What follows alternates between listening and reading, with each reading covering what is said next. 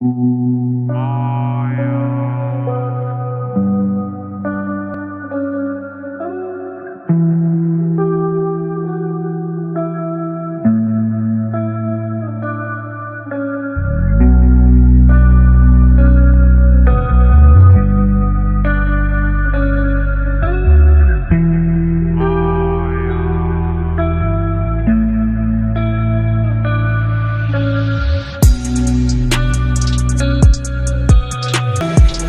এখন বসে আছি কাউন্টারে সাকুরা পরিবহনে যাওয়ার জন্য।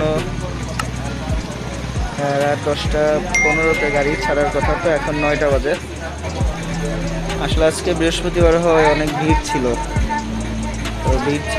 তো যার কারণে একটু গাড়ির সিট পেতে সমস্যা হচ্ছে। তো ইচ্ছা ছিল সাকুরার এসিতে উঠবো এবং সেই সার্ভিস সম্পর্কে আপনাদেরকে জানাবো যে আসলে এই গাড়িটি আপনারা যদি কখনো ভ্রমণ করেন কীরকম হতে পারে, আর নিজের অভিজ্ঞতাগুলো আপনাদের সাথে শেয়ার করব। তো আপনারা সঙ্গে থাকুন। এই হচ্ছে রহমতপুর বাস স্ট্যান্ড। এখানে বেশ কিছু কোম্পানির বাস রয়েছে। আপনারা ঢাকা থেকে এখানে নামতে পারেন, আবার এখান থেকে ঢাকা শহর দেশের বিভিন্ন জায়গায় যায় বিভিন্ন বাস সার্ভিসগুলো। ভালো ভালো বাস কোম্পানিগুলো এখানে স্টপ দেয়। আমাদের গাড়িটি চলে আসছে।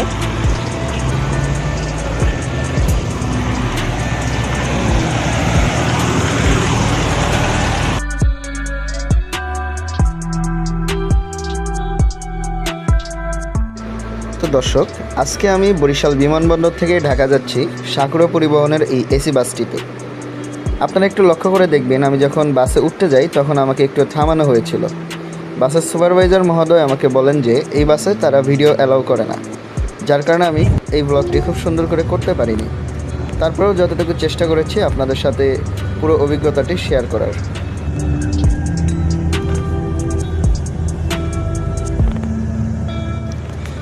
দর্শক, সাকুরা পরিবহনের এই এসি বাসটি RM2 একটি বিলাসবহুল বাস।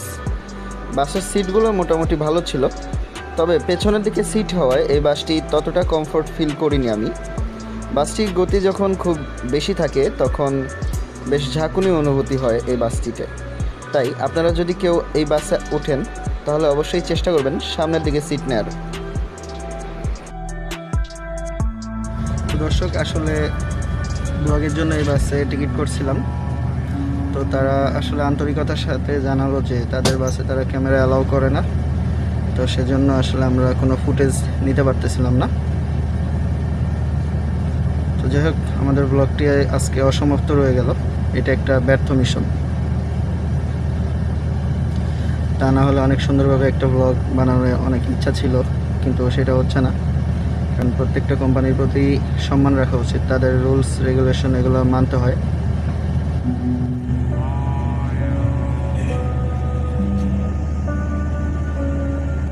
দর্শক, সাকুরার এই এসি বাসটির ভাড়া ছিল 800 টাকা। সাধারণত এই বাসের নন এসি ভাড়াগুলো হয়ে থাকে 500 টাকা করে, কিন্তু বাসগুলো এসি হওয়ার কারণে 800 টাকা হয়ে থাকে। কিন্তু দুঃখজনক বিষয় হলো অন্যান্য এসি বাসে একটি করে পানির বোতল এবং একটি করে ব্ল্যাঙ্কেট দিয়ে থাকে, কিন্তু এই বাসটিতে কোনো পানির বোতল দেওয়া হয়নি, শুধুমাত্র একটি ব্ল্যাঙ্কেট দিয়েছিল। এবং এত দূরের একটি জার্নিতে তারা কোনো বিরতির ব্যবস্থা করে না। শুধুমাত্র ফেরিতে যতক্ষণ সময় থাকে ঠিক ওই সময়টুকুই ফেরিতে বিরতি থাকে। তাই আপনারা যদি কখনো এই রুটে আসেন তাহলে অবশ্যই এই বিষয়টি মাথায় রাখবেন। আপনাদের প্রয়োজনীয় যত কাজ, ফ্রেশ হওয়া বা অন্যান্য কিছু খাওয়া দাওয়া সব কিছু ফেরির ভিতরে আপনাকে করতে হবে।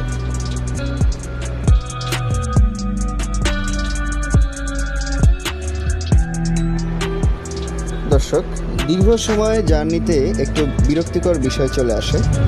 ফেরিতে এতটা পরিমাণ জ্যাম ছিল যে ভোর 6টায় পৌঁছানোর কথা থাকলেও আমাকে প্রায় 3 ঘন্টা লেট করে পৌঁছাতে হয়েছে। এর মধ্যে দেখতে দেখতে দিনের আলো ফুটে গিয়েছে এবং শীতে কাটরাতে কাটরাতে আমরা সবাই ব্ল্যাঙ্কেট গায়ে দিয়ে শুয়েছিলাম।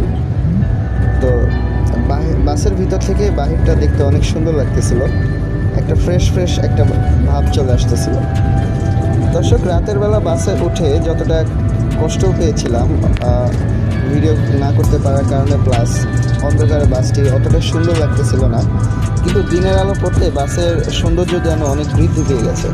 আপনারা দেখতে পাচ্ছেন বাসটি অনেক সুন্দর গোছানো এবং সাজানো, এবং তাদের সুপারভাইজারের ব্যবহারগুলো অনেক ভালো ছিল।